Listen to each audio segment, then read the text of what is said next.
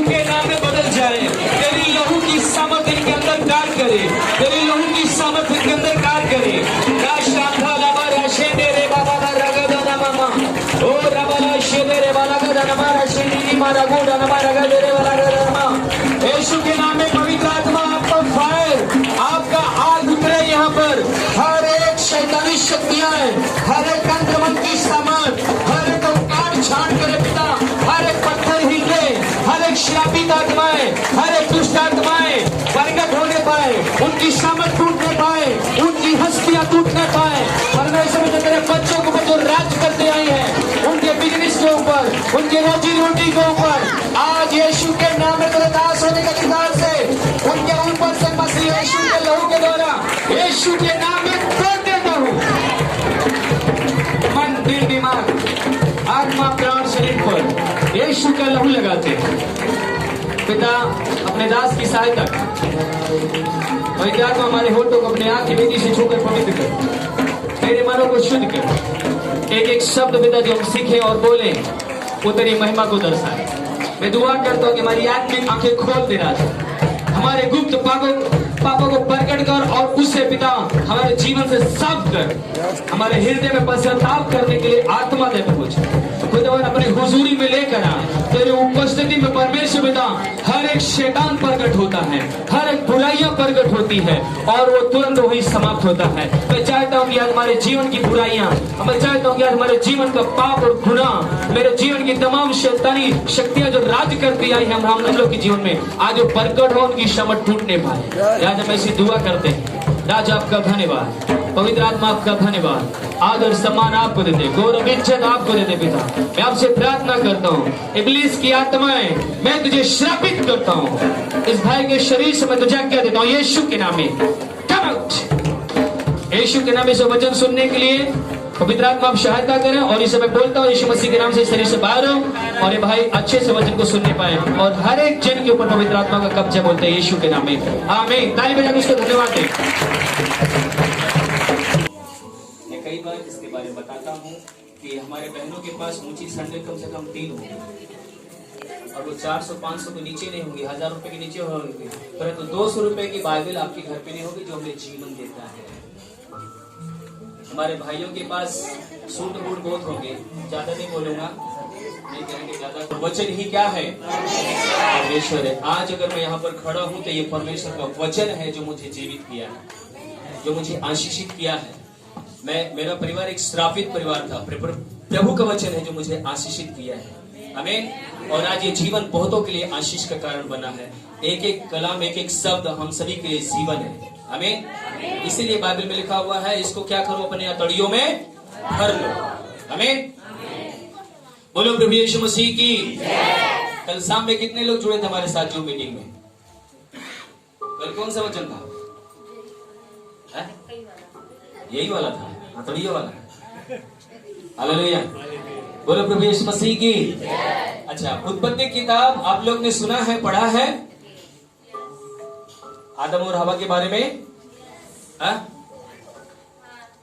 अगर सृष्टि जानना है कि इस दुनिया कैसे रची गई, कैसे बनी है, तो हम परमेश्वर के वचन को पढ़ने के बाद जान पाते हैं, आमीन। हम ज्यादा उसमें नहीं जाना चाहते, पर हमारे जो पहला आदम, पहला हवा अर्थात पहला जो महिला जो बनाई गई, पहला पुरुष जो बनाए गए, उनका नाम था आदम और हवा। हालेलुया। और उनको आप जानते कहाँ रखा गया था? जोर से बोलो, कहाँ रखा गया था? आनंद की एक ऐसा स्थान पर रखा गया कि वो वहां पर राज करे। क्या करे? राज करे, आमीन। वहां पर सभी के ऊपर अधिकार रखे। अभी कुछ दिनों पहले मैं इसके बारे में सिखाया था जो मीटिंग में, कि वो सबके ऊपर शासन करने के लिए बनाया गया, आमीन। आज भी हमें शासन करने के लिए ही बनाया गया है, आमीन। अभी जान थोड़ा थोड़ा आ रहा है, बोलो अब जान थोड़ा थोड़ा आ रहा है। काफी लोग के अंदर आ चुका है ना? कितने लोग के अंदर आ गया है? बोलो प्रभु यीशु मसीह की। पद तक हम लोग देखेंगे।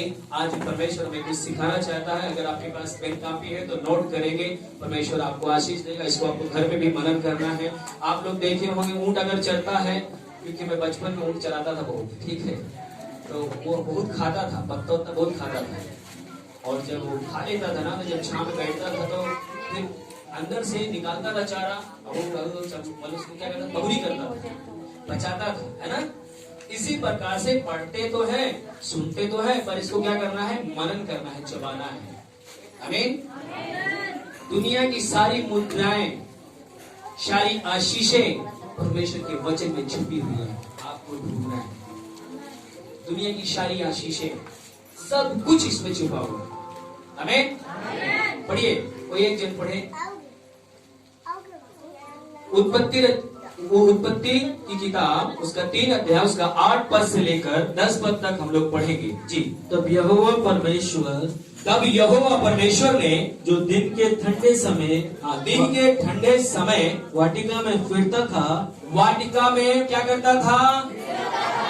हम लोग सबको जानते हैं कि आदम और हवा को परमेश्वर ने बनाया, और उसके बाद उनको आदम की वाटिका में रख दिया था कि उस पर काम करें और सभी के ऊपर वो देखभाल करें। और परमेश्वर प्रतिदिन अपने बच्चों के पास क्या करता था, हमें उनके अंदर कोई गुनाह नहीं था, कोई पाप नहीं था, कोई छल कपट नहीं था, एक दूसरे के ऊपर वो दोष भी नहीं लगाते थे, एकदम पाप थे वो। आमीन। और परमेश्वर रोज ठंडे के समय आता था।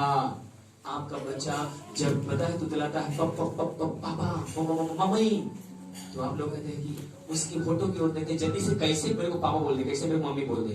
पहली बार जब परमेश्वर मुझे पिता बनाया ना, बहुत अच्छा लगा। अपने बेटी को लेकर 11 बजे रात मेरी गोद में आई, और पता है 3 बजे रात, जब तक वो बच्ची रोई नहीं दूध पीने के लिए, तब तक उसको मैं प्यार करता रहा, खिलाता रहा। आप अपने बच्चे से आपसे मिलने आता है। हालेलुया। ठंडे समय रोज उनसे मिलने आता था, और कर शब्द उनको सुनाई दिया। हाँ, परमेश्वर का जब परमेश्वर उपस्थित हुआ, वहां पर हाजिर हुआ, वहां पर उनसे मिलने के लिए आया, तो आदम और हवा को परमेश्वर की आवाज क्या किया, वो सुनाई दिया। तो तब आदम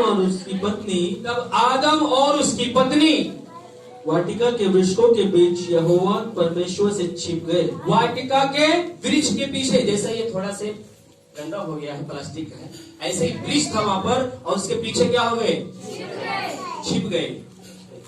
ऐसे वो क्या किए, चुपक गए, वहां पर छिप गए जाकर। और तब यहोवा परमेश्वर ने पुकार कर आदम से पूछा। तब पुकार कर परमेश्वर ने आदम से कहा, तू कहाँ है? तू कहाँ है? उसने कहा, हाँ, मैं तेरा शब्द भारी में सुनकर डर गया, हाँ, क्योंकि मैं नंगा था, इसलिए छिप गया। हाँ। हालेलुया। बोलो प्रभु यीशु मसीह की। आगे की कहानी आप लोग जानते हैं। परमेश्वर ने जब उन आदम के वाटिका में रखा, तो बोला सारे वृक्ष का तुम फल क्या करना, आपके लिए गेहूं, चावल, आटा, दाल, अरहर नहीं थी। क्या था? मनुष्य के लिए जो पौधे बनाए गए थे फल के, उस फल को खाने के लिए परमेश्वर पिता ने बोला था। और उसके बीच में, अदन की वाटिका के बीच में, एक भले और बुरे का ज्ञान का वृक्ष लगाया था। हालेलुया। बोला था सारे अदन की वाटिका के जितने भी फल पौधे हैं, मतलब जितने भी फल देने वाले पौधे हैं, इन सब से क्या करना, खाया करना। चिड़ियों के लिए दिया, जानवरों के लिए घास दिया, चिड़ियों के लिए अलग दिया, मनुष्यों के लिए अलग दिया। परंतु हम आप जान पाते हैं कि जैसे ही ये लोग, जब शैतान आया इनको बहकाता है, क्योंकि हमारे बीच में नए भाई बहन है, इसको हमको पूरा थोड़ा से शॉर्ट में बताना पड़ेगा कि किस प्रकार से शैतान ने उनके जीवन में कार्य किया। जब शैतान आया और मतलब कि पहली जो महिला बनाई गई थी हवा, उसको बोला कि क्या परमेश्वर ने कहा है इस आदम की वाटिका का फल न खाना? उसने बोला नहीं, परमेश्वर ने बोला है सारे वृक्ष का फल खा सकते हैं, पर भले बुरे ज्ञान के वृक्ष को हम नहीं खाएंगे, क्योंकि जिस दिन हम खाएंगे उसी दिन क्या होगा, मर जाएंगे। हालेलुया। बोलो प्रभु यीशु मसीह की। और उन्होंने उसको बहकाया कि जिस दिन तू खाएगी उसी दिन परमेश्वर के तुल्य हो जाएगी, परमेश्वर की समान हो जाएगी। और हवा ने क्या किया, उस फल को खाया, और जैसे वो खाया उसको बुद्धि हो गया, ज्ञान हो गया। क्या आ गया? समझ आ गया उसको, ज्ञान आ गया। हालेलुया। उसकी आंखें खुल गई।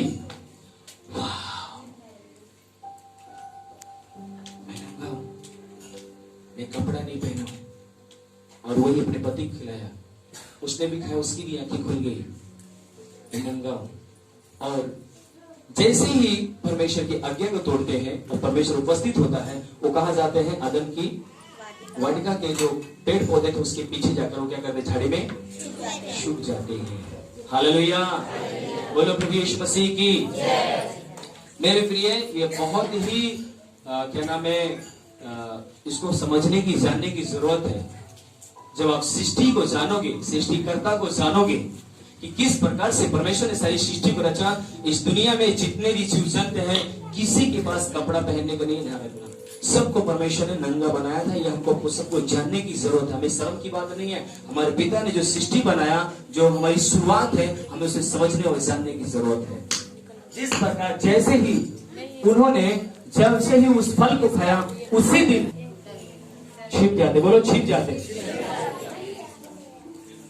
बोलो प्रभु यीशु मसीह की। मैं चाहूंगा 10 पद दोबारा पढ़े, 10 पद।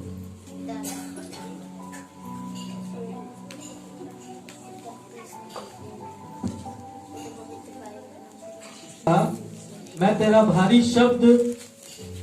शब्द भारी में सुनकर डर गया। आदम ने कहा, मैं तेरा जो भारी शब्द है उसे सुनकर मैं डर गया, क्योंकि मैं नंगा था, इसलिए छिप गया। इसलिए क्या किया? मैं छिप गया। हालेलुया। ध्यान रखना मेरे प्रिय, आज के डेट में यही चीज में जो परमेश्वर मुझे जो बताया, यहाँ पर जब मैं सुबह यहाँ पर प्रार्थना कर रहा था, तो प्रभु ने हमसे बातचीत किया। मैंने कहा, प्रभु मुझे आज का मन्ना चाहिए, आज की रोटी चाहिए, आज मुझे चाहिए कि आपने क्या बताओ वो इसके बारे में मुझे बताएं। हालेलुया। जब इसको आप ध्यान पूर्वक जब आप पढ़ते हैं,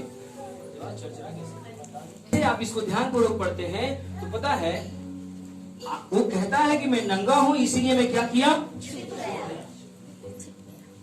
जिस घड़ी आप पाप में जाते हैं, गुनाह में जाते हैं, बता क्या होता है आपके अंदर? एक डर आता है। बोलो डर आता है। जब आप कोई भी चीज, मान लीजिए कि एक अलमारी है मेरी यहां पर, और मेरे घर पर आप आते हैं मिलने के लिए, आप मेरे गले लगेंगे, मुझसे बातें करेंगे, अपनी सारी बात करेंगे। मैं अपने अंदर वाले कमरे में गया और वहां जैसे मैं गया अपने किसी भी काम से, और आप मेरी अलमारी खोलते और अचानक मैं आ जाता हूं, तो आपके चेहरे पे कैसा एक्शन होगा? एक डर आएगा। हालेलुया। और वो डर, वो जो पाप है, वो आपके परमेश्वर से आपको दूरी लेके चला जाता है, आपके आशीष से आपको दूरी लेके चला जाता है, आपकी उन्नति से आपको दूरी लेके चला जाता है, आपकी कामयाबी से आपको दूरी लेके चला जाता है, आपकी उस सारी आशीषों से आपको वंचित कर देता है। हालेलुया। बोलो प्रभु यीशु मसीह की। परमेश्वर ने यहाँ पर जब आप आगे पढ़ोगे तो बाइबल में परमेश्वर ने बताया है कि परमेश्वर पिता ने उनको चमड़े का अनंशर बनाकर क्या की है, जब वो चलती है ना तो अपने मालिक के पीछे पीछे ऐसे चलती है। अगर वो झाड़ी फंस गई ना तो घुसर चली जाएगी, वो पीछे जलवे नहीं करते लोग। अगर वो पीछे लोग क्या हो, उसमें से निकल सकती है, उस झाड़ी में से निकल सकती, परंतु क्या करते उसमें घुसी जाती। ऐसा ही आदम के जब एक पाव आदम की वाटिका में किया तो वो वापसी नहीं आया, वो उसी में घुसता चला गया, दलदल में चला गया, पाप में चला गया।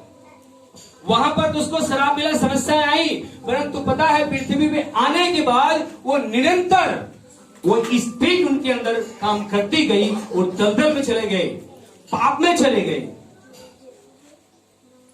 परमेश्वर ने अपने कलाम में, अपने वचन में एक जगह बोला है, क्या बताया है, मैं थोड़ा पढ़ना चाहता हूं। प्रकाशित वाक्य 16 अध्याय उसके 15 पद को हम लोग पढ़ेंगे।